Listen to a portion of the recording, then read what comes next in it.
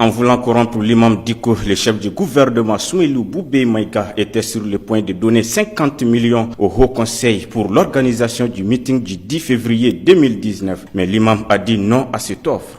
Mes intentions sont de très bonnes intentions. Ce n'est pas par méprise que je le fais.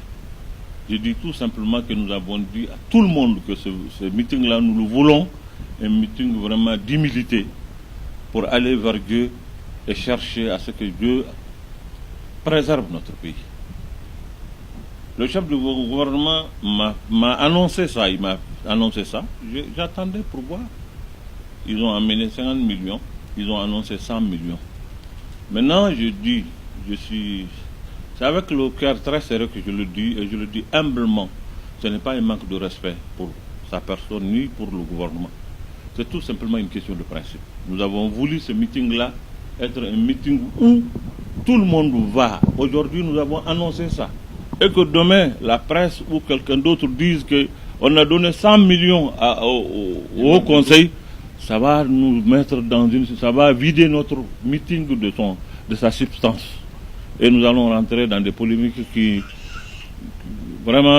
dont on n'a pas besoin. Donc, avec tout le respect, et je m'incline, je demande vraiment pardon, et je vous remets les 50 millions que vous remettez au chef du gouvernement pour lui dire que nous avons décidé au niveau du Haut Conseil de faire de ce meeting-là un meeting de don de soi. Donc, vraiment, nous ne voulons pas avoir... Le Haut Conseil a besoin de l'argent. Nous allons demander de l'argent dans d'autres circonstances. Mais vraiment, pour cette fois-ci, nous voulons que le meeting-là soit un meeting, comme je le dis, de don de soi. Et non pas un meeting où les gens vont nous donner de l'argent, on va prendre... Voilà. Le porte-parole du très respecté imam Dicko pense que Soumeylou Boubèye Maïga n'a plus l'habilité de gouverner le Mali. Vous savez très bien que l'imam Mahmoud Dicko est un homme épris de paix et de justice. Un homme sage, un homme qui se bat au quotidien pour le bonheur de tous les Maliens, qui a compris aujourd'hui qu'il faut préserver le Mali. Préserver le Mali, ce n'est pas un 100 millions ou 50 millions. Préserver le Mali, c'est se ramener humblement à Dieu.